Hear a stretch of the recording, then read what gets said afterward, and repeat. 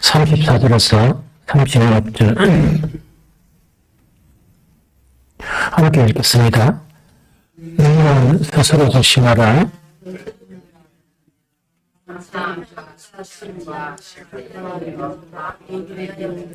뜻밖의 그날이 턱과 같이 너희에게 임하리라. 이 날은 온 지구 상에 거하는 모든 사람에게 임하리라. 이러므로 너희는 장차의 이 모든 일을 능히 피하고 인자 앞에 서도록 항상 기도하며 깨어있으라 하시니라. 아멘. 한 번 더 읽겠습니다. 너희는 스스로 조심하라. 그렇지 않으면 방탕함과 술 취함과 마음이 도망해지고 뜻밖의 그날이 턱과 같이 너희에게 임하리라. 이 날은 온 지구상에 거하는 모든 사람에게 임하리라. 이러므로 너희는 장차 올 이 모든 일을 능히 피하고 인자 앞에 서도록 항상 기도하며 깨어있으라 하시니라. 아멘. 누가복음 오늘 21장 전체를 읽고 34절에서 36절까지는 이래서로 읽었습니다. 예수님은 이제 요즘 계속 나오는 것이 마지막 일주일, 그러니까 예수님의 생애에서 마지막 일주일간의 그 기록 중에 있는 그런 내용입니다. 그래서 예수님은 예루살렘에 이제 입성하시면서 먼저 가장 하신 것이 뭐냐니까 성전을 갖다 청결하게 하시는 그거를 하셨거든요. 그러다 보니까 그 당시에 유대 지도자들로부터는 억수로 분노를 사는 거예요. 이 분노를 사면서 내가 무슨 권위로 이런 일을 하느냐 하는 거 먼저 묻기도 하고, 그 다음에 그것이 이제 끝나고 난 이후에 뭐냐니까 그 당시에 서기관들과 바리새인, 그 다음에 사두개파 이러면서 그들의 인적인 그런 지도자들의 위선 그리고 무슨 이거 자체를 그냥 밝혀버렸어요. 그래서 이렇게 하다 보니까 예수님은 정말 이들에 의해서 계속 예수님을 죽이려고 이 모의도 하고 이랬지만 이제는 예수님은 드러내놓고 이 십자가를 지실 그런 때가 임박했음을 아시기 때문에 그들의 실체를 완전하게 드러내는 그런 일을 하시는 거예요. 그러면서 오늘도 역시 뭐냐니까 그 내용 자체는 어떤 내용인가니까 예루살렘 성전에서 그 성전에 보면 성전의 둘레에 성전 안에는 못 들어가고 그 둘레에 이제 뭐가 있는가 하면 이방인의 뜰이 있어요. 이방인이라는 거는 이방인들 중에 유대교로 개종한 사람들은 성전에 들어가지 못하고 이방인의 뜰에서 있고 이제 있는 거 있고요. 그래서 이 장사하고 하는 그런 부분은 대다수 이방인의 뜰에서 이루어지는 거예요. 그래서 성전에 이제 들어가셔서 성전에 보면은 제우측에 넓은 공간에 뭐가 있는 거니까 여인의 뜰이 있어요. 여인의 뜰이 있는데 거기는 뭐냐? 여인들이나 남자들이나 다 들어갈 수 있는 것이고, 그 다음에 여인들이 못 들어가는 남자의 뜰이 있습니다. 그 다음에 우리가 이제 성소가 있고, 그 다음에 성소가 있고, 제사장들이 가서 이제 이 제사를 드리는 그런 장소가 있거든요. 그런데 여인의 뜰에 보면은 그 헌금함 자체가 우리 뒤에 있는 그런 헌금함처럼 헌금함 자체가 한 개가 아니고 여러 개로 쭉 이렇게 걸려 있습니다. 그러면 사람들이 들어와가지고 이제 문은 상당히 좀 많다 그랬죠. 성전에 들어와가지고 여인의 뜰에서 이제 헌금을 하는 그런 상황이에요. 그래서 예수님이 이제 목격한 거는 뭐냐니까 여러 사람들이 헌금하는 것도 예수님 보시고, 그런데 한 여인, 가난한 한 가부인 여인이 이 헌금하는 것도 이렇게 이제 보게 되세요. 보게 되시면서 가난한 가부가 헌금을 한 그것을 칭찬을 하시는 거예요. 이해가 됐죠? 그게 어디 있는 거니까 누가복음 21장 1절에서 4절 말씀입니다. 같이 읽어봅니다. 시작. 예수께서 눈을 들어 부자들이 헌금을 먹는 것을 보시고 또 어떤 가난한 가부가 돌대돈 먹는 것을 보시고 이러시되 내가 참으로 너희에게 말하노니 이 가난한 가부가 다른 모든 사람보다 많이 넣었도다.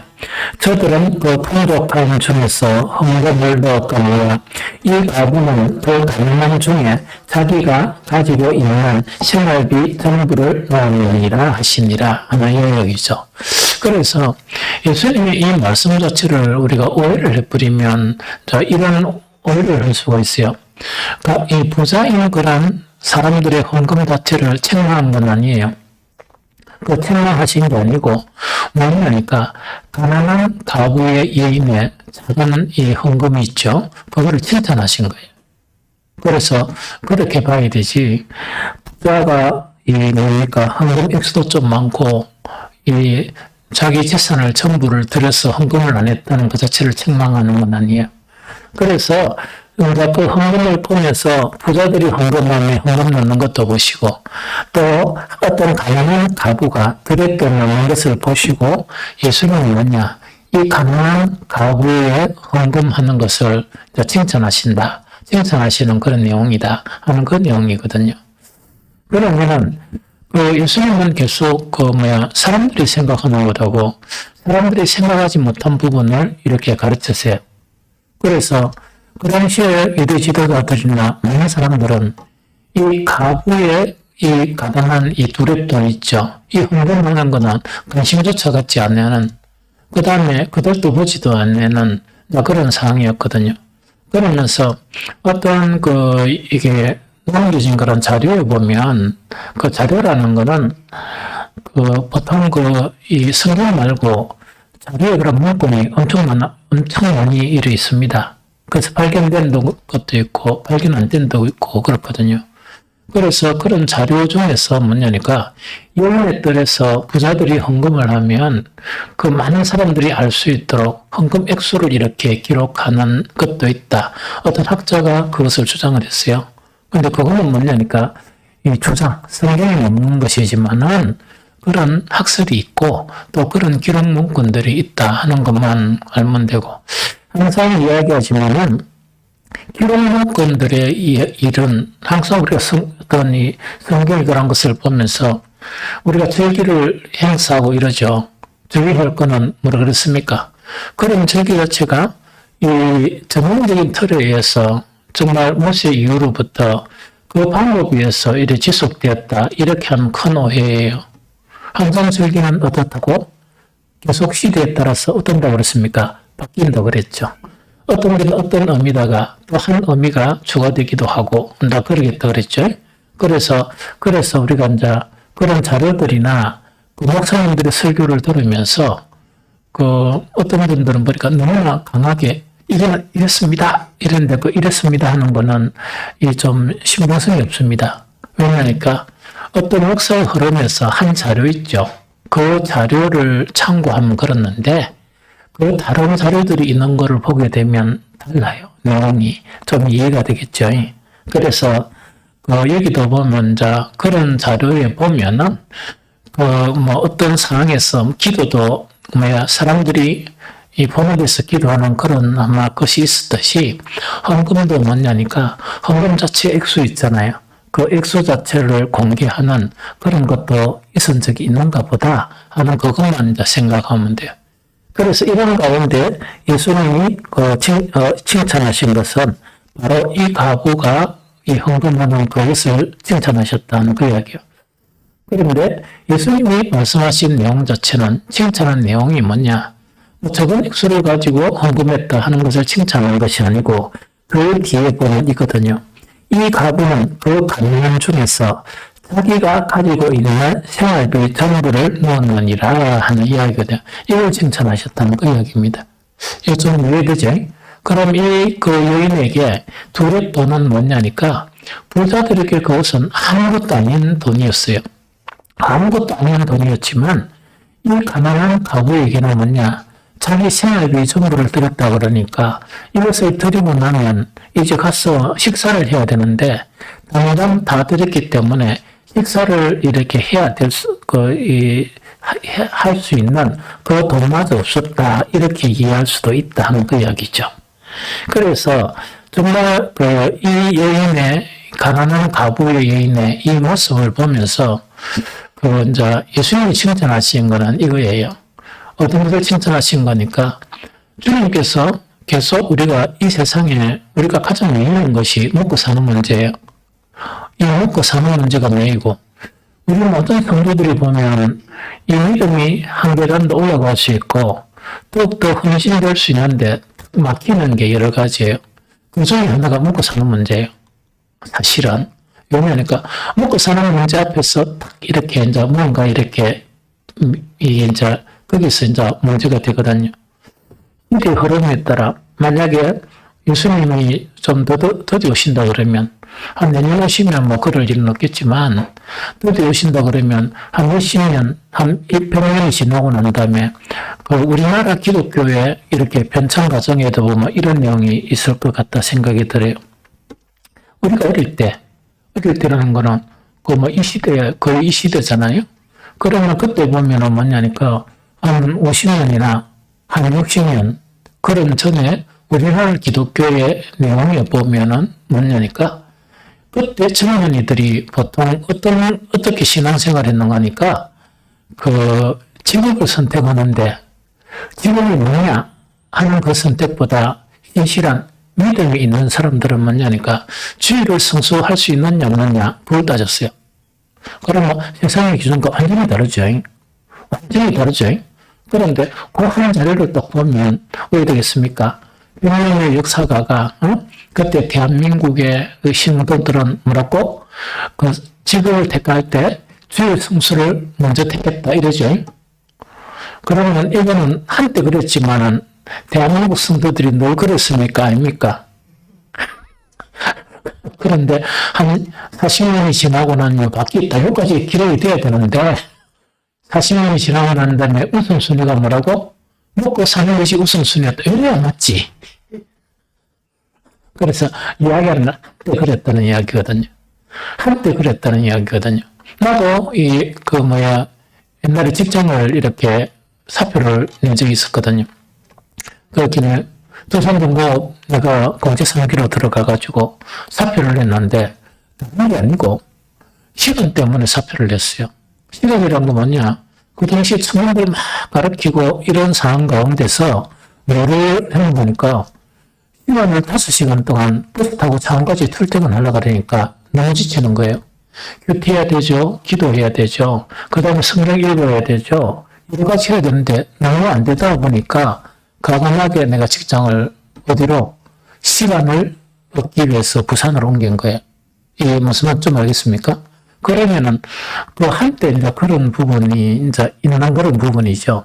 그런데 이 여인의 믿음은 어떤 믿음인가니까 그런데 그렇게 선택할 수 있는 거 주의 성수나 그다음 그것뿐만 아니고 거의 한 3년 좀 다니다가 너무 지치고 힘이 들어가지고 이제 부산으로 옮겨야 되겠다. 그 다음에 그때 대기업에 있었던 사람들은 아무도 중소기업에 안 가려고 그럽니다. 그런데 나는 뭐냐? 중소기업은 뭔가 관계도 없다. 해가지고 무조건 부산으로 이래가지고 해가 보니까 기도한 지 뭐 일주일, 2주일 만에 아마 응답이 팍 와가지고 바로 사표 내본 것 같아요. 바로 사표 내는 것 같아요. 근데 모든 사람들이 뭐냐? 이제는 이제 직장을 겨우 얻은 것도 사표 내버리고 저하다 보니까 망한다 생각했거든. 망한다 생각하는 거 아니고 나는 안 망했습니다. 안 망하고 더 잘 되고 수년 후에는 그 회사의 감독관으로 제가 갔습니다. 감독관으로 가면서 우리 동료들도 만나고 막 이래 한 적이 있었거든요. 그래서 그게 하나님 일이다. 그러면 이 여인의 그런 헌금이라는 것은 뭐냐? 그 보통 이제 먹고 사는 문제에 딱 명의가 있는데 이 여인에게서 주님은 뭐냐? 자기의 모든 것을 드릴 수 있는 여인이었다 하는 그 얘기고 또 하면 자기의 모든 것을 드린다 할지라도 내가 당장 먹을 것이 없어 드린다 할지라도 주님께서 너를 먹여주신다 하는 그런 믿음을 가지고 있었던 여인이다. 그걸 칭찬하는 거예요. 그러면 이 여인을 칭찬한 내용은 어떤 내용인가니까 이제 예루살렘의 그런 성전을 저주했잖아요. 이 돌 위에 돌 하나도 넘기지 않고 이 무너진다. 저주를 했죠. 예수님은 십자가를 지죠. 그 다음에 나중에는 뭐냐? 예수님이 부활하시고 그 다음에 어떤 사건을 기다립니까? 예수님의 재림 때를 우리가 기다리죠. 우리는 예수님의 재림을 대망하면서 사는 그런 그리스도인이거든요. 그럼 이런 상황 가운데 어떤 여왕인가 하니까 정말 이제 모든 이런 일들을 죄로부터 구원이 이루어지고 정말 믿는자들은 예수 그리스도의 재림을 기다리는 그런 신앙이 되잖아요. 되면서 이 여인처럼 뭐냐? 전적으로 누구를 의뢰하며 살아라? 주님을 의뢰하며 살아라 하는 그거를 이야기하거든요.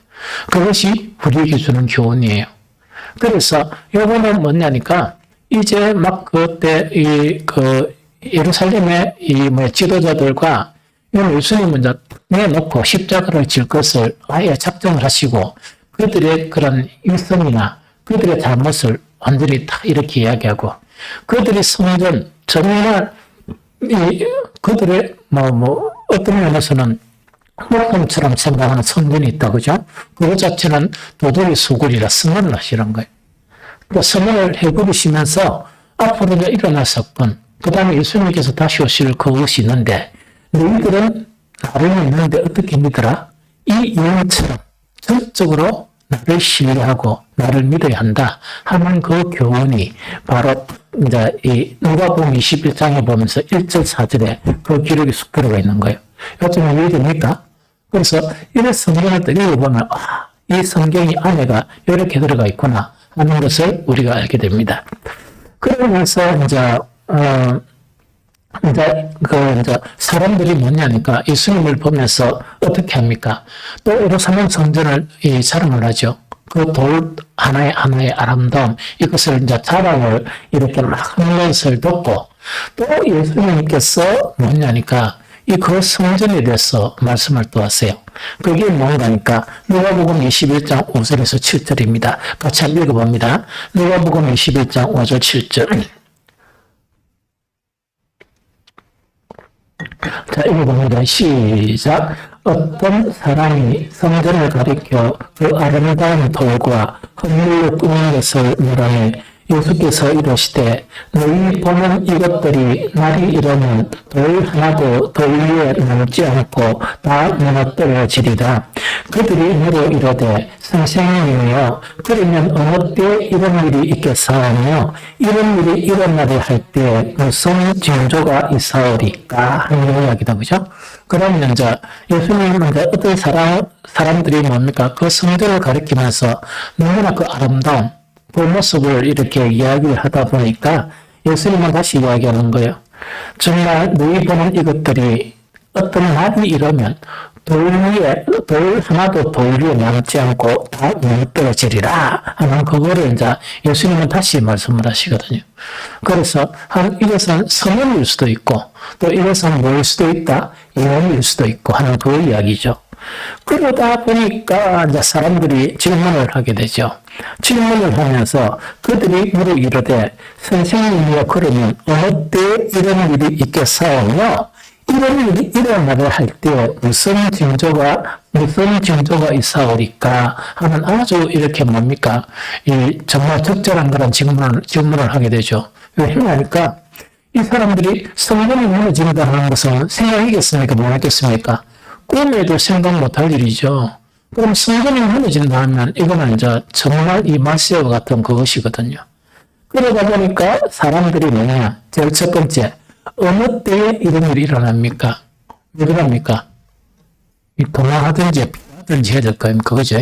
그래서 어느 때에 이런 일이 일어날 수가 있고 그 다음에 이런 일이 일어나려 할 때 무슨 징조가 있느냐 하는 것을 예수님께 질문을 하게 된다 하는 이야기죠. 이 질문을 듣고 난 예수님은 이 두 가지에 대한 사실을 이렇게 예언을 하시도 되고 이거는 확정하시면서 말씀을 하세요. 두 가지 사실, 앞으로 일어날 두 가지 사건에 대해서 말씀을 하시는데 한 가지는 어떤 사건입니까? 예루살렘 성전이 무너지는 것에 대해서 말씀하세요. 예루살렘 성전이 무너지는 것에 대해서 말씀하시고 다른 한 가지가 뭐냐? 말세에 대해서 말씀하세요. 그러면 아직 예수님 십자가에 달리지 않으셨죠? 하셨지만은 예수님이 이 재림하실 때, 즉 세상의 끝날에 대해서 이 두 가지를 이렇게 말씀을 하세요.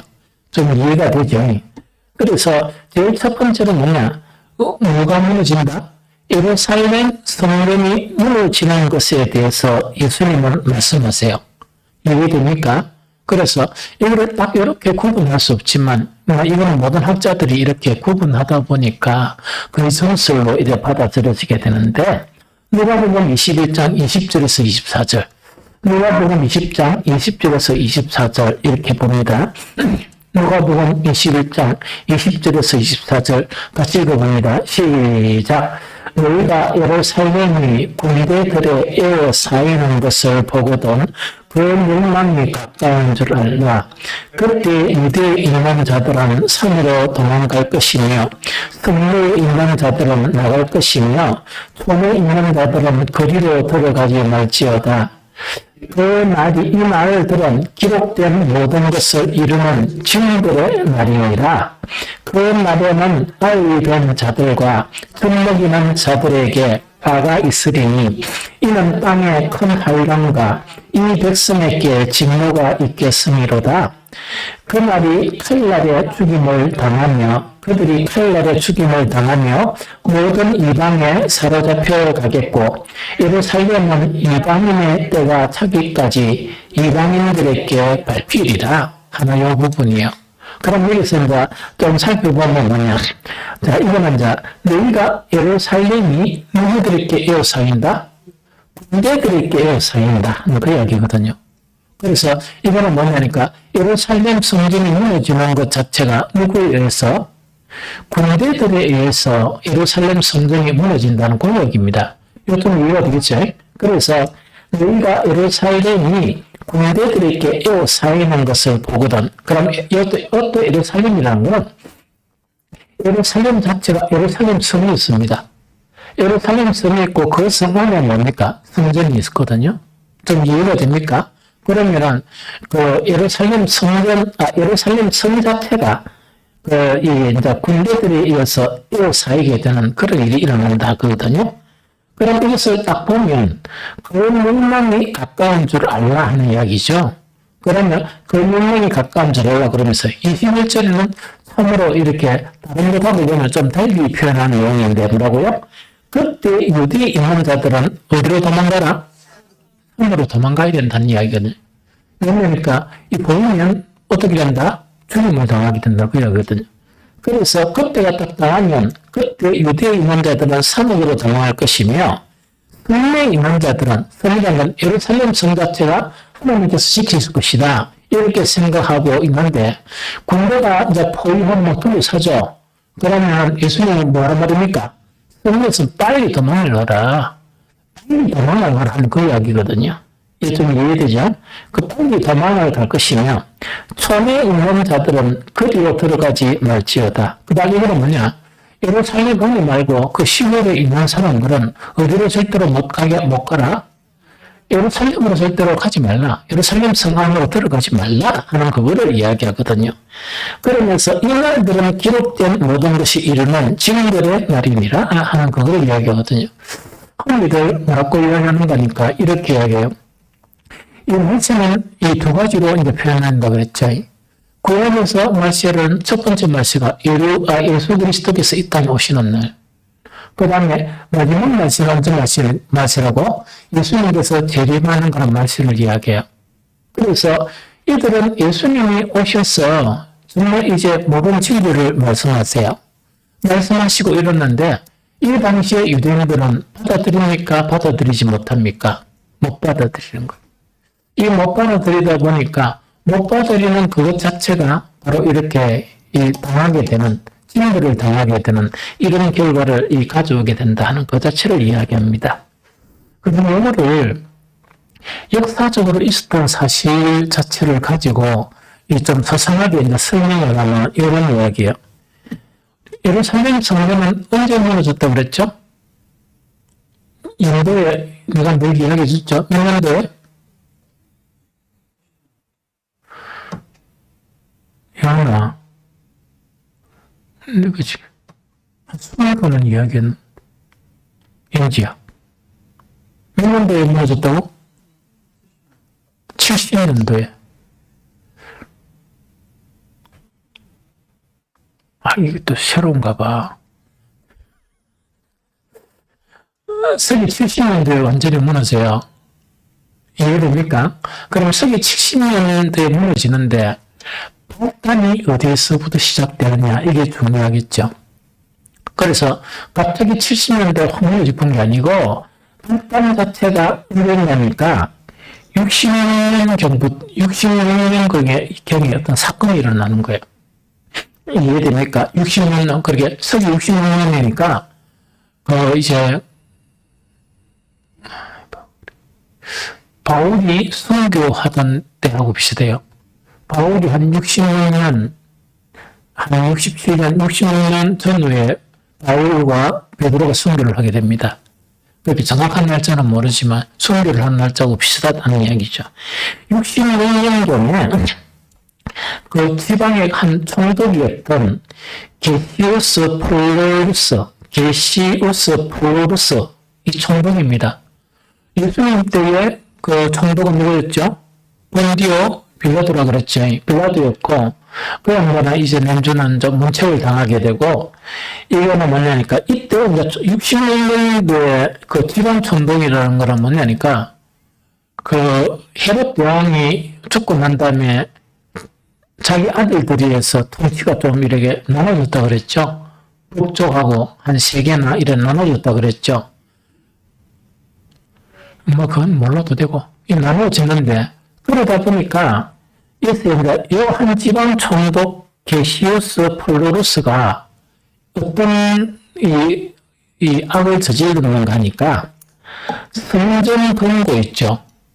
예루살렘 성전 권고에서 뭐니까 17달란트를 이렇게 강탈해 가는 거예요. 17달란트. 그러면 우리가 달란트 자체가 금 한 달란트가 어느 정도 되는 줄 압니까? 방금 뭐렇게 했는데 1억 조금 더 쓰면 안 될까? 10억 이거 하나요? 뭐라고 하나? 그럼 1달란트 자체가 그럼 1달란트가 그 무게가 한 20kg 정도가 돼요. 그러니까 20kg 매기는 게 있고 40kg 매기는 거 있거든요. 그럼 지금 금값을 계산하면 한 수십억 정도가 될 것 같다는 생각이 들어요. 금 한 달란트가. 무게가 금 20kg 이거나 이 목사님한테 금 10kg만 좀 줄래? 내가 뭐 1달란트를 달라 소리도 안 한다. 1달란트만 주라. 그래서 한 달란트가 무게가 그 정도 되니까 좀 그렇거든요. 그래서 17달란트라 하는 거는 돈을 조금 이렇게 강탈해 가는 게 아니고 그 요즘 같으면 막 성전에 이래 비축되어 있는 게 상당히 많았던가 봐요. 거기서 17달란트나 이렇게 오했다고요? 강탈해 간 거예요. 이 강탈에 그렇게 이건 잘 이해해야 되는 게 그냥 이 총독이 게시우스 플로루스라는 총독이 한 1억 정도 이래가지고 뭐 사고사배가 재산들을 이래가 가져갔다 하면은 예루살렘이 분양할까요? 안 나갈까요?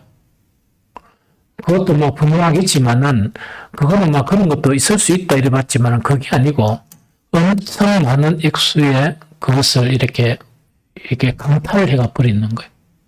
강탈을 하다 보니까 왜 됩니까?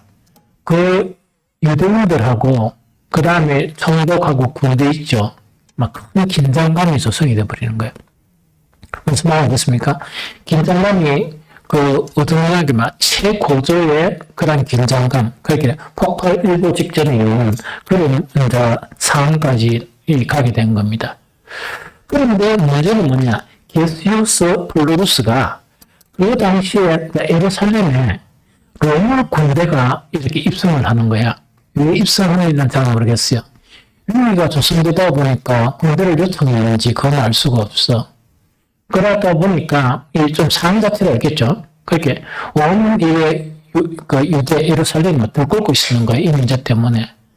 그런데 이 로마의 로마 군대가 예루살렘에 입성했는데 막 들끓고 있는데다가 뭐냐니까 이 총독 게시우스 플루리우스가 뭐냐니까 이 모든 사람들을 동원해서 로마 군대가 입성하는 것을 뭡니까 영화에 보면 이래 막 고통되고 요새 보면 안 돼. 북한한테 막 하는 거 있죠. 김정일이 가면 막 김정일이라고 해서 딸인가 고마에 가면 뭡니까 하는 거 있죠. 그런 식으로 열정적으로 이렇게 한명할 것을 강하게 요구를 하는 거예요. 그렇게 이게는 뭐냐 막 이렇게 강하게 이제 요구를 일하다 보면 강하게 이제 요구를 하거든요. 그런데 이거 자체가 이게 기본이 엄청진 효과가 있고 이 최고조의 그런 이 부분이 있는데 사람들이 동원되어 버리잖아. 동원되는데 그것이 무엇으로 연결되어 버리는가? 환영이 아닌 반란으로 연결되어 버리는 거야. 이게 무슨 말인지 좀 알겠죠? 이 반란으로 이렇게 연결되니까 이 총독 자체는 어디로 쫓겨가는 거니까 예루살렘에 있지 못하고 어디로?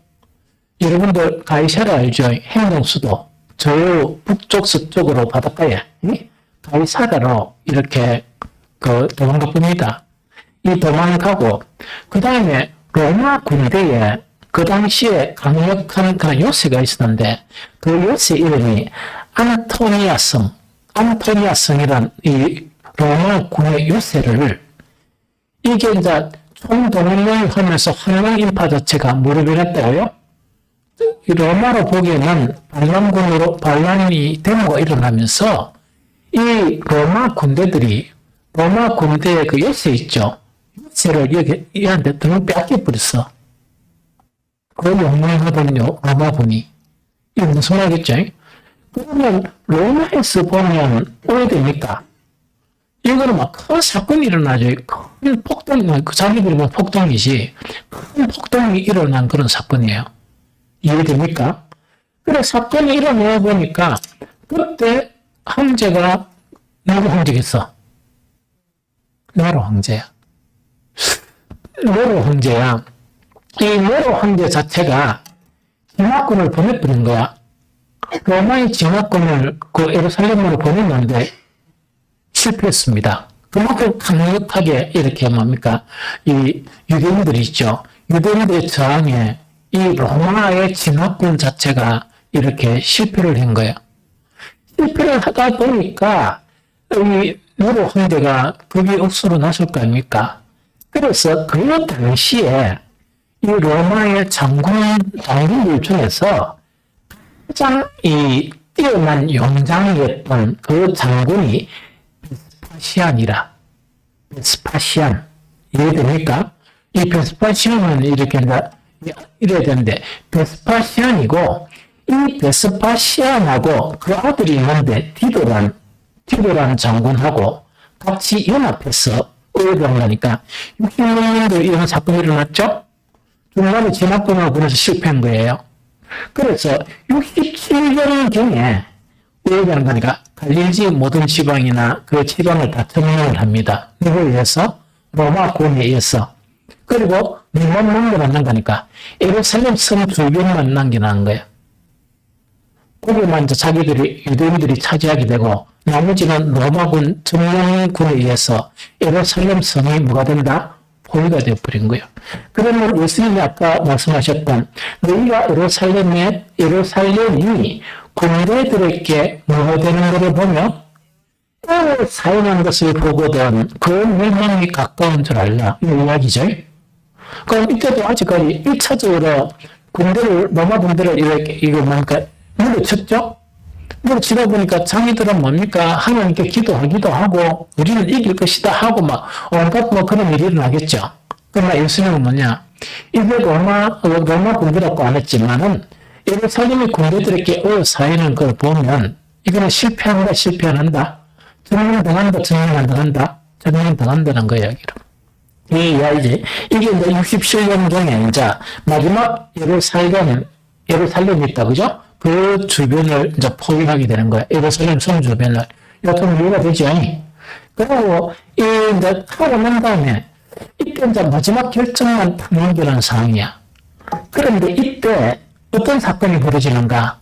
누가 죽습니까?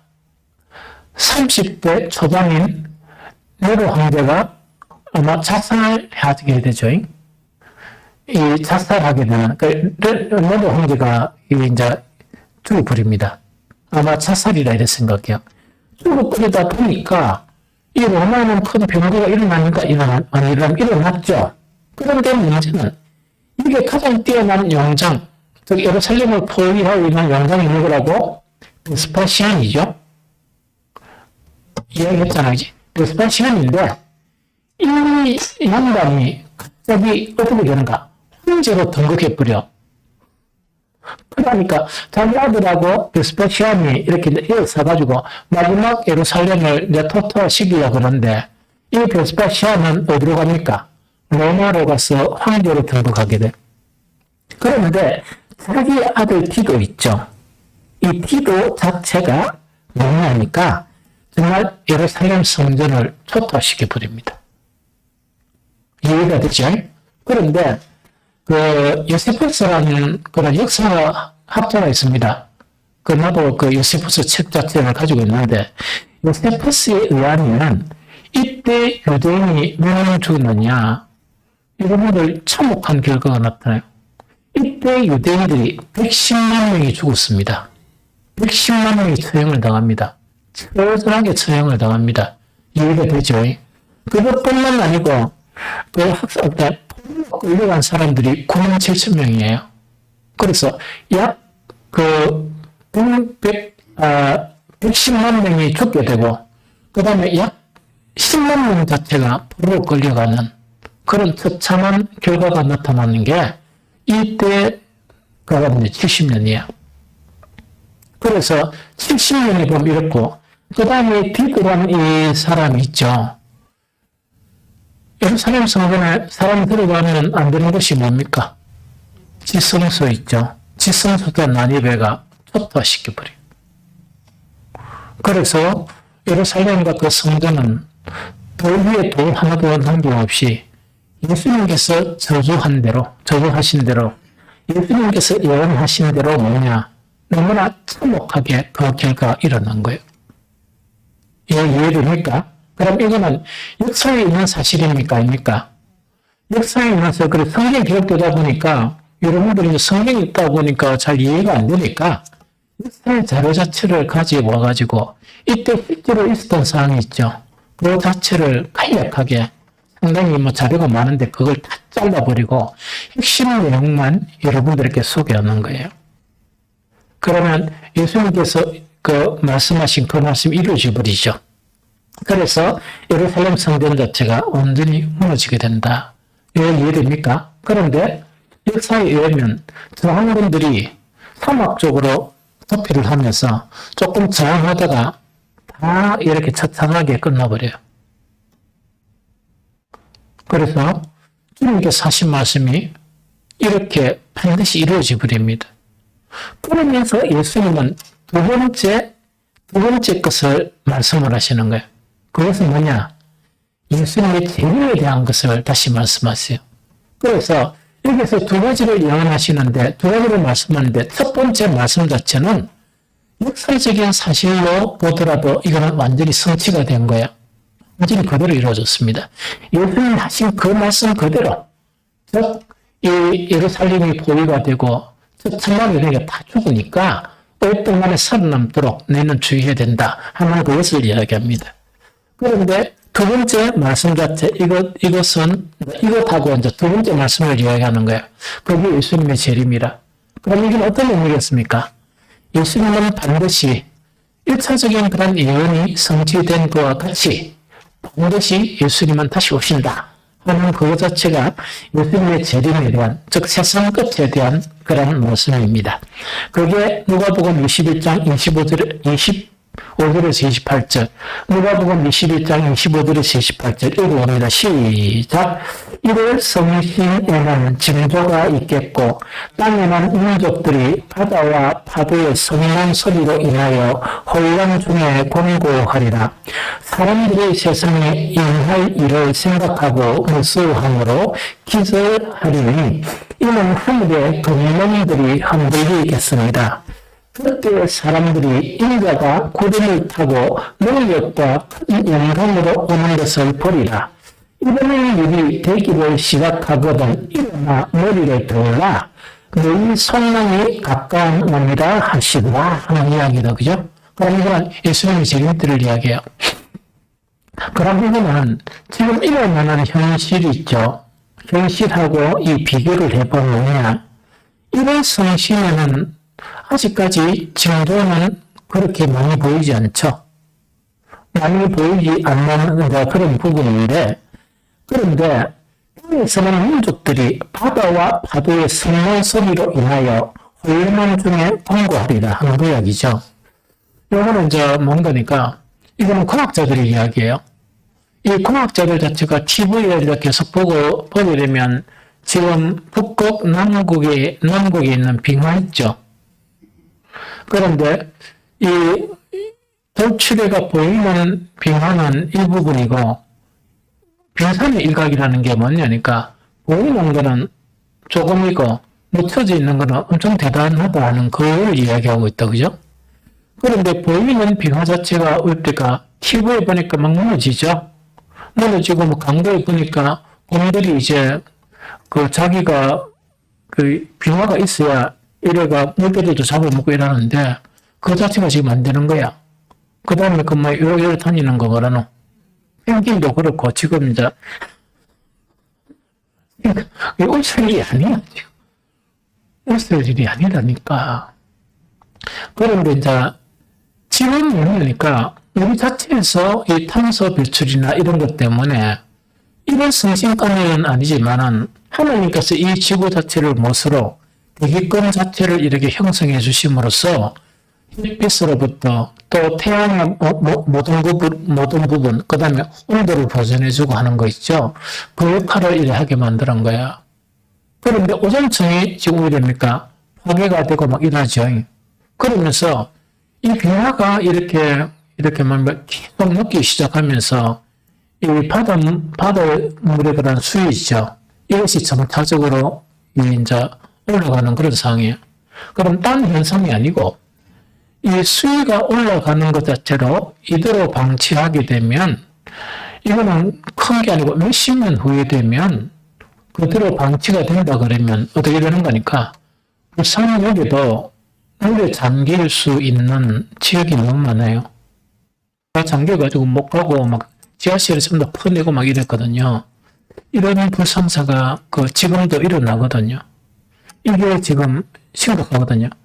그 다음에 오존층이나 대기권 자체가 하면서 밀려 보면 이 성경에 하늘이 지금 문제가 생기기 시작하는 거예요. 하늘이 문제가 생기기 시작하니까 지금 뭐냐니까 때가 아닌 그런 폭우가 쏟아지고 그 다음에 가뭄이 되고 하는 이런 현상이 있죠. 지구상 곳곳에서 지금 일어나고 있어요. 그걸 지금 경계하는 거예요. 그래서 이런 현상이 앞으로 온다는 게 아니고 민족들이 바다와 파도의 성난 소리로 인하여 뭔다고요? 혼란 중에 권고하게 된다는 그 이야기거든요. 사람들이 세상에 임할 일을 생각하고 무수함으로 기절하니 하늘의 근원이 흔들리다. 하늘 이야기 자체는 뭐냐? 우리가 이 지구는 하늘의 천체 자체가 문제가 없으면 이런 일이 안 일어나지. 대기권에서 이상이 생기고 또 앞으로 어떤 일이 생길지 잘 몰라. 이런 현상들이 이미 뭐라고요? 시작이 되어버렸다는 그 이야기거든. 그런데 주님이 언제 오시는가 하는 그 날짜는 아무도 몰라요.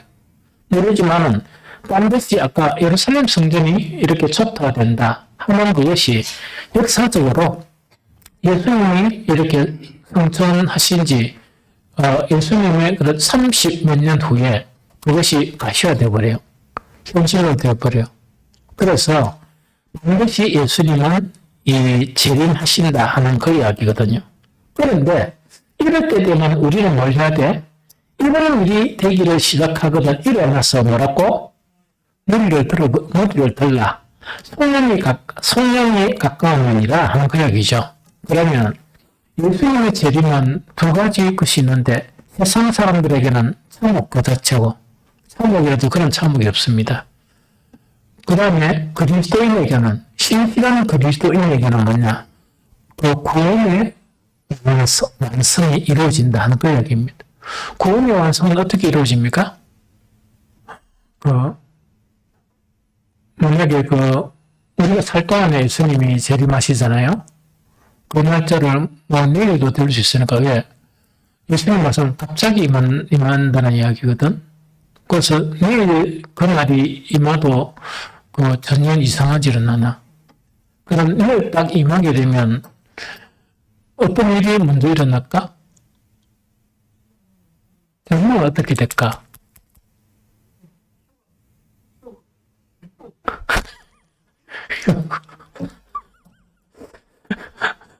역시 책은 좀 봤네. 많이 봤네. 드라마하고. 죽었던 사람들 있잖아. 우리 엄마 아버지부터 먼저 이야기할까? 죽었던 사람이 있고 산 사람이 있잖아. 누가 먼저 변화돼요? 죽은 사람들이 먼저 살았나요? 이해됩니까? 그래서 우리가 먼저 아니다. 아니고 죽은 사람들이 먼저 이렇게 살아납니다. 살아나는데 어떻게 살아나라고? 썩을 몸이 이제 부러졌으니까 썩지 아니할 몸을 입고 다시 살고, 욕된 몸을 부렸으니까 영광스러운 몸으로 다시 살고, 약한 몸이 강한 몸으로 다시 살고, 육의 몸이 유용한 몸으로 다시 이렇게 부활을 합니다. 그런데 이거는 어떻게 되는 거니까, 참여됨을 가진 성도들에게 나타나는 현상이다. 이해가 되죠? 그러면 어떻게 될까? 그렇게 죽은 사람이 먼저 부활하고, 그렇게 우리도 변화가 돼요. 우리도 변화가 되어 일만 있는데 우리도 변화가 돼요. 하나님의 놀라운 기적으로 우리의 모습도 바뀌는데 안의 영혼도 완전히 바뀌고 영광스럽게 바뀌고 우리의 몸도 다 바뀝니다. 그래서 교회는 예수님의 신부가 되어서 영원한 하나님의 나라로 이렇게 옮겨서 가게 돼요. 그래서 구원의 완성이라. 그래서 우리에게는 뭐냐니까 예수님의 재림 자체가 아까 이야기했죠. 이런 일이 되기를 시작하거든 우리는 끝낼 거가 없고 항상 뭘 해야 돼? 일어나서 머리를 들면서 어서 오십시오 주님 이렇게 해야 되는 것이 오인다고 성도들을 마땅하면 왜냐니까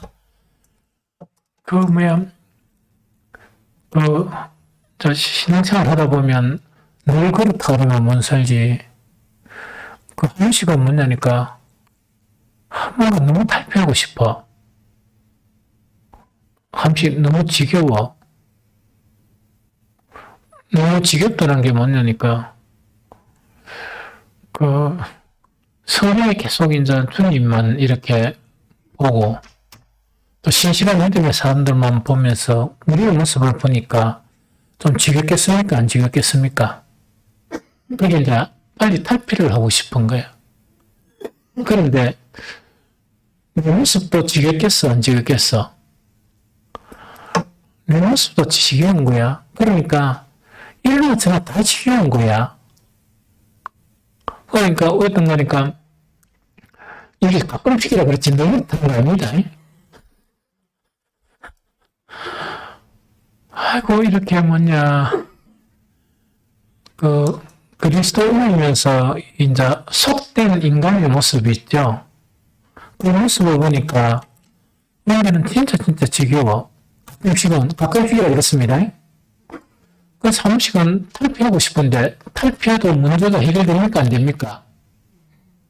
안 되는 게 내 꼬라지도 그렇단 말이야.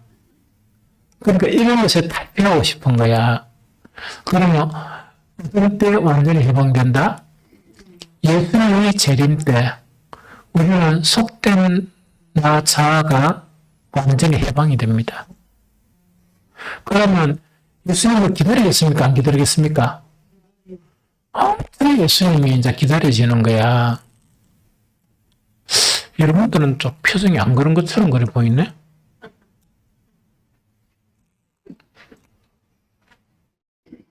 그래서 보면은 뭐냐면 가장 행복한 시간이 어떤 시간인가니까 바로 이제 아침에 기도하면서 이렇게 그 시간이 가장 행복한 시간이야. 그래서 내 개인 기도 노트에 보면 제일 첫 번째 기도하는 문구가 뭐냐니까 내가 주님 앞에 한 가지 유일한 소망이 있습니다. 내 일평생에 주님의 성전에 내가 있기를 원하고 주님의 아름다운 모습을 보기를 원하고 성전에서 주님을 사랑하기를 원합니다. 하는 그것이 내가 개인 기도에서 그 기도가 제일 먼저 나와 있습니다. 그래서 이 기도할 때하고 몇 개 기도할 때는 뭐냐니까 좀 이렇게 어떤 상태에 있든지 이게 막 이렇게 이제 나도 모르게 웃는 거. 이 행복한 웃음을 짓는 거 있죠. 왜? 그 시간이 가장 행복하니까 이해가 되죠. 그런데 이거는 매일 아침마다 그렇게 행복 타령을 안 해도 돼. 누가 오시면? 예수님이 다시 오시면. 왜? 우리는 속된 우리를 벗어버리고 정말 육신의 우리를 벗어버리고 육의 몸을 벗어버리고 그때는 예수님처럼 정말 신령한 몸을 입게 되기 때문에 그렇다는 거 이야기죠. 그래서 예수님의 재림을 대망하는 갈망하는 그런 신앙이어야 한다 하는 것 자체가 오늘 예수님께서 말씀하시는 거예요. 그러면서 우리는 예수님을 대망하죠. 다시 오심을 소망하잖아요. 그렇게 하려면 어떤 신앙을 해야 되는가, 어떻게 해야 되는가 하는 것을 누가복음 관점에서 이야기한 게 누가복음 21장 34절 36절이라 34절 36절 읽어봅니다. 시작. 너희는 스스로 조심하라. 그렇지 않으면 방탕함과 술 취함과 생활의 열매로 마음이 둔하여지고 뜻밖의 그날이 뜻과 같이 너희에게 임하리라. 이 날은 오는 지구상에 거하는 모든 사람에게 임하리라. 이름으로 너희는 장차 올 이 모든 일을 능히 피하고 인자 앞에 서도록 항상 기도하며 깨어 있으라 하시니라. 여기서 두 가지를 요청하세요. 그러면 예수 그리스도의 재림을 기다리는 성도들은 누가복음 관점에서 두 가지를 이야기하는데 한 가지는 뭐냐? 항상 조심해야 된다. 항상 조심해야 된다. 왜 항상 조심해야 되는가? 정말 이 가짜 예수들이 많이 나타나기 때문에 가짜 그리스도가 많이 나타나기 때문에 항상 조심해야 된다는 그 이야기죠. 그러면 한 가지가 뭐냐? 또 한 가지 조심해야 되는 거는 방탕하지 않도록 조심하고 그 다음에 술이 취하도록 드시는 분도 있어요. 이거는 그럼 생략하고 방탕함과 생활의 영향으로 뭐가 된다? 마음이 둔해지는 것을 조심하라 하는 그 이야기거든요. 이해가 됩니까? 마음이 둔한 것을 조심하고 그 다음에 또 해야 될 게 뭐라고? 항상 깨어서 항상 기도하며 깨어있는 거 있죠. 이 두 가지를 해야 된다 하는 그거를 이야기합니다. 이해가 되겠죠? 그래서 성숙한 그리스도인들은요, 방탕하면 안 되고, 마음이 둔해지면 안 돼요. 마음이 둔해지면 왜 둔해지는 거니까 더러운 것이 내 마음에 쌓여있으면 둔해져요. 그 상상 마음은 깨끗하게 있어야 돼요. 속된 것이나 더러운 것이 쌓이면 회개해가지고 쫓아내야 됩니다. 그래서 마음을 늘 깨끗한 상태가 되어야 주님을 느낄 수가 있어요. 하나님을 볼 수가 있어요. 이해가 되겠죠? 그러고 뭐냐니까 생활의 염려 있죠? 생활의 염려에 매달리면 안 됩니다. 그러면 신앙생활 못 합니다. 그래서 아까 그 두렵돈을 드린 가난한 가구처럼 뭐냐? 내가 살아가는 것은 전적으로 누구에게 맡겨라? 주님께로 맡기세요. 여러분들이 힘에서 살락하지 말고. 이해가 됩니까? 그러면은 마음이 둔해지고 정말 이렇게 난감한 일, 정말 참 그리스도인의 그런 모습이 없어져 버립니다. 그것을 조심하고 항상 끼어서 기도하는, 주님 오실 때까지 항상 끼어있고 기도하는 우리가 되어야 한다 하는 것이 마지막 주님께서 당부하시는 그런 말씀입니다.